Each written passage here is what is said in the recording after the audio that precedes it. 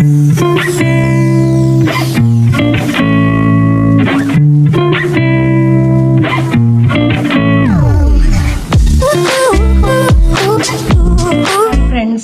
ఇవాళ మన smart cooking తెలుగులో శాండ్విచ్ బ్రెడ్ అండి.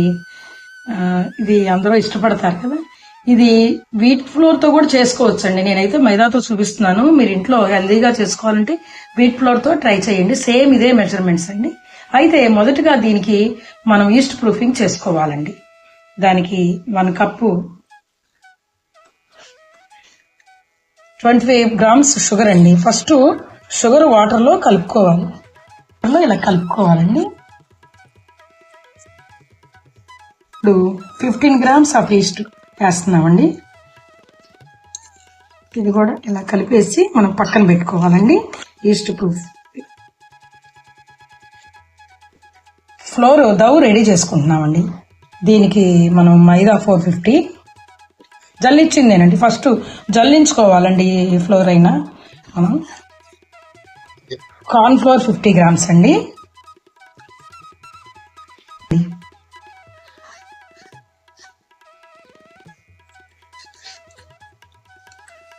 సాల్ట్ 3 grams అండి. ఇది ఆయిల్ అండి. స్మెల్ ఏంది ఫ్రీడమ్ ఆయిల్ వేసుకోండి. 10 grams అండి. ఇప్పుడు మనం ఫస్ట్ మొదటగా 10 grams వేస్తామండి. మళ్ళీ నీడింగ్ అప్పుడు కావాలంటే వేసుకోండి. ఇది బ్రెడ్ ఇంప్రూవర్ అండి. బ్రెడ్ ఇంప్రూవర్ 1/2 teaspoon అండి. ఇవన్నీ వేసి మనం కలుపుకోవాలండి. దవ్వును రెడీ చేసుకోవాలి. ముందల దీనికైనా క్రష్ చేసుకోండి బాగా. ఇవన్నీ పిసికేసి ముందల బాగా రెడీ చేసుకోండి. ముందల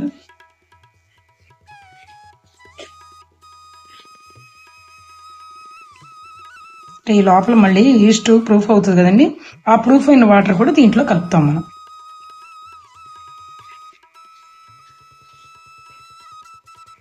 ప్రూఫ్ అయిన ఈస్ట్ వాటర్ కూడా మనం దీంట్లో వేసుకోవాలి. అవసరం అయితే వాటర్ పోసుకుంటా కలుపుకోండి. ఎందుకంటే చాలదండి, అది మనం వేసింది వాటర్ చాలదు. పిండి ఇలా ఇలా ఇలా నొక్కితే ఇలా స్టిక్ అంటుకోకుండా ఉండాలండి. అంతే. ఇది మళ్ళీ 1 గంట ప్రూఫ్ ఇంకా పెట్టాలండి. ఇలా నార్మల్గా అయితే ఇది 1 గంట ప్రూఫ్ అవ్వాలండి. అయితే నేను దీంట్లో బ్రెడ్ ఇంప్రూవర్ మీకు చెప్పాను కదా 1/2 teaspoon, అది యాడ్ చేసాం కాబట్టి మనం 1/2 hour చాలండి. 1 గంట అక్కర్లేదు.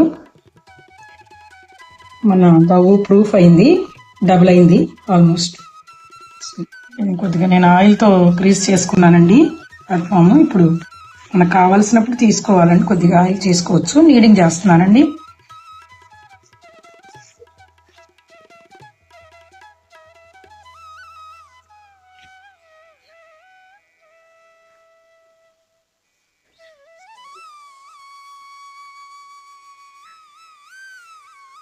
హీటింగ్ పెట్టుకోవాలి.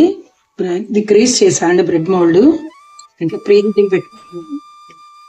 180 degrees 10 minutes అండి హీట్.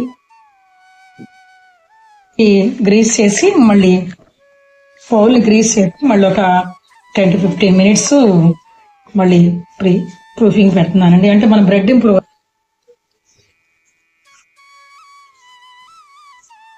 ఇప్పుడు నేను చపాతీ లాగా చేస్తానండి. ముందల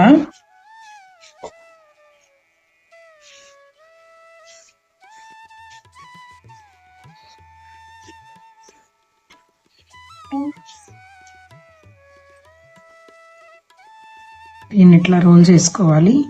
తర్వాత క్లోజ్ చేసుకోవాలండి 3 sides. ఇదిగోండి దీంట్లో పెట్టాలి.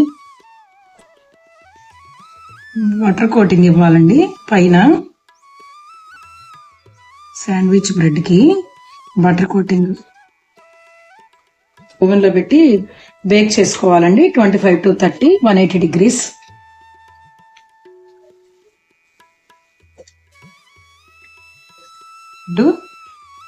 బేక్ అయింది. కానీ ఇది మళ్ళీ అమ్మటే మనం తీయకూడదండి. జస్ట్ క్లాత్ కప్పేసి అట్టు పెట్టాలి. ఇది చల్లారనివ్వాలండి. చల్లారనిచ్చినాక మనం డీమోల్డ్ చేసుకోవాలి. Sandwich bread